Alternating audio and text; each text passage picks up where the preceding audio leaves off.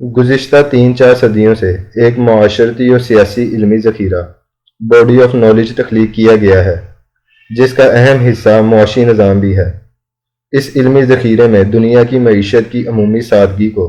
ایک گورکھ دھندے کی صورت میں ایک معاشی سائنس کے نامی علم کے طور پر ایجاد کیا گیا۔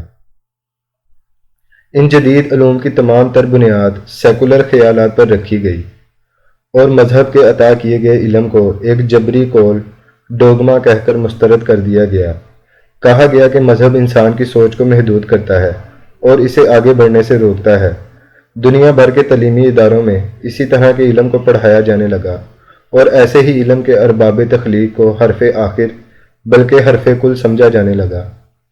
پولیٹیکل سائنس، سوشیالوجی، اکنامکس اور پھر ان کے ذیلی مضامین، ان تمام مضامین کو سیکولر رنگ دینے اور اپنی مرضی کے مطابق مرتب کرنے کے لیے ایک متعصب اور جھوٹی تاریخ بھی مرتب کی گئی۔ اس بددیانت تاریخ کا خلاصہ یہ تھا کہ دنیا کی تاریخ میں ترقی کا سرچشمہ دراصل یونان تھا، جس کے تمام فلسفی جو سیدنا عیسیٰ کی پیدائش سے 350 سال پہلے تک دنیا پر چھائے ہوئے تھے، انہوں نے سب سے پہلے فلسفہ، اصول حکمرانی، طرز معیشت، طب اور دیگر تمام علوم میں دنیا کی رہنمائی کی تھی۔ لیکن ان کے جانے کے بعد ایک تہذیبی زوال کا دور شروع ہو گیا اور دنیا معاشی، معاشرتی اور سیاسی اعتبار سے ایک طویل تاریکی میں ڈوب گئی۔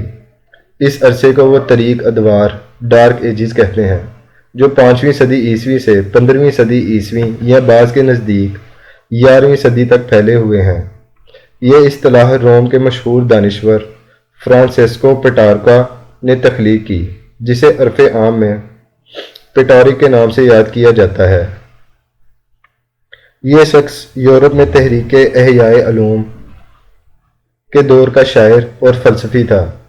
جو 1374 میں فوت ہوا۔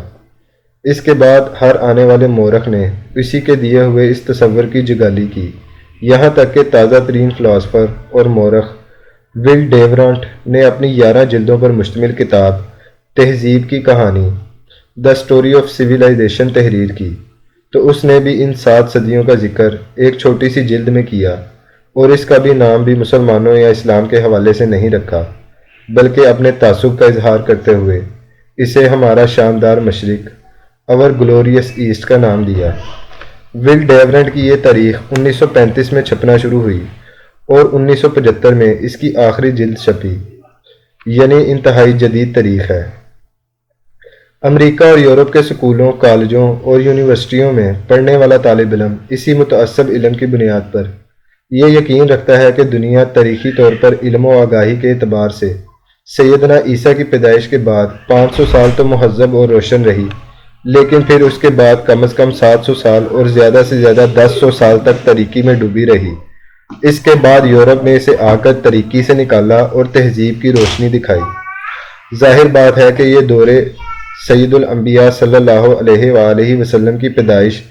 571 عیسوی سے لے کر مسلمانوں کے تہذیبی عروج کا زمانہ تھا، اور مغربی مصنفین نے اس کا ذکر تاریک دور سے ہی کرنا تھا۔ تاریخی بددیانتی کا یہی اثر معیشت کے ماہرین پر بھی ہوا، اور انہوں نے بھی ایسی لاتعداد کتابیں تحریر کیں جس میں لکھا گیا کہ سیدنا عیسیٰ کی آمد کے بعد کی 5 صدیوں تک دنیا میں معاشی علم اور تجزیہ موجود تھا، لیکن اس کے بعد کی 7 صدیاں یوں لگتا ہے جیسے کسی واضح معاشی نظام کے تابع نہیں تھیں، اسی لیے کوئی معاشی ماہر یا تجزیہ کرنے والا نظر نہیں آتا۔ معیشت دان اس عرصے کو بہت بڑا خلا گریٹ گیپ قرار دیتے ہیں۔ ان کے نزدیک اس عرصے میں کبھی بھی معیشت یا معاشی نظام کو ایک علم کے طور پر دیکھا گیا اور نہ ہی پڑھا یا پڑھایا گیا، یعنی معاشی تجزیہ، اکنامک انالسٹ نام کی چڑیا ان 700 سال کے عرصے میں موجود ہی نہیں تھی۔ اس متعصب تصور کو جدید دور کے ایک بہت بڑے سیاسی معیشت دان، پولیٹیکل اکنامسٹ جوزف ایلوس شومپیٹر نے کئی جلدوں پر مشتمل ایک کتاب معاشی تجزیے کی تاریخ، ہسٹری آف اکنامک انالیسز میں اپنے مخصوص دلائل کے ساتھ اکٹھا کیا ہے۔ یہ شخص مشہور معیشت دان کینز کا ہم عصر تھا۔ یہ 1919 میں تھوڑے عرصے کے لیے جرمن آسٹریا حکومت میں وزیر خزانہ رہا، اور پھر اپنی مخصوص مذہبی بیک گراؤنڈ کی وجہ سے 1932 میں امریکہ ہجرت کرنے پر مجبور ہوا اور وہاں ہارورڈ یونیورسٹی میں پروفیسر لگ گیا۔ اس نے معاشی تجزیہ کاری کی ایک طویل تاریخ مرتب کی مگر اس نے ویسی ہی بددیانتی کی جو دیگر موضوعات پر تاریخ لکھنے والے مغربی تاریخ دانوں نے مسلمانوں کے ساتھ روا رکھی۔ اس نے لکھا ہے کہ معیشت، اس کے نظام ہائے کار اور ان کے تجزیہ کا آغاز یونانی فلسفیوں کے دور میں شروع ہوا،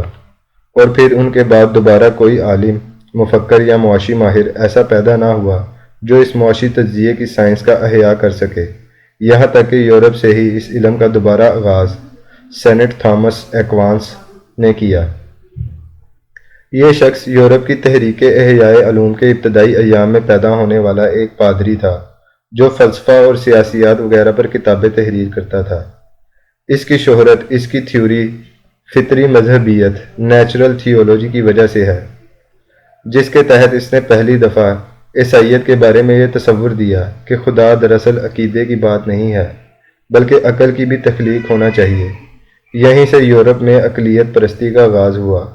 اور الحاد تک بات جا پہنچی۔ اس شخص کی تحریروں میں کہیں کہیں معیشت پر بھی گفتگو مل جاتی ہے، جس کی بنیاد پر اسے یونان کے فلسفیوں کے 1500 سال بعد پیدا ہونے والا پہلا معاشی تجزیہ نگار قرار دیا گیا، اور درمیان کے عرصے کو معاشی علم کے اعتبار سے طریق دور قرار دے دیا گیا۔ حالانکہ اس سارے عرصے میں اسلامی معیشت، اسلامی معاشی نظام اور اسلامی مانیٹری پالیسی کے حوالے سے مسلمان فقہ، مفکرین اور دانشوروں نے بہترین کام کیا، جبکہ یورپ میں اس وقت اس علم سے آگاہی تک نہ تھی۔ رسول اکرم صلی اللہ علیہ وآلہ وسلم کے وصال کے 100 سال بعد پیدا ہونے والے امام ابو یوسف کی تصنیف کتاب الخراج نہ صرف یہ کہ معاشی اور مالیاتی نظام کے اصول بتاتی ہے بلکہ معاشی قوانین بھی اس میں ترتیب دیے گئے ہیں۔ ان کے بعد الفارابی 950-873، ابن سینا 980 1037، الغزالی 1058-1111، ابن تیمیہ 1263-1328 اور ابن خلدون 1342-1364 جیسے لاتعداد اہل علم کی ایک لڑی ہے جنہوں نے اپنی کتابوں میں باقاعدہ اسلامی معیشت پر نہ صرف مضمون باندھے بلکہ اس کے بارے میں تفصیلاً لکھا۔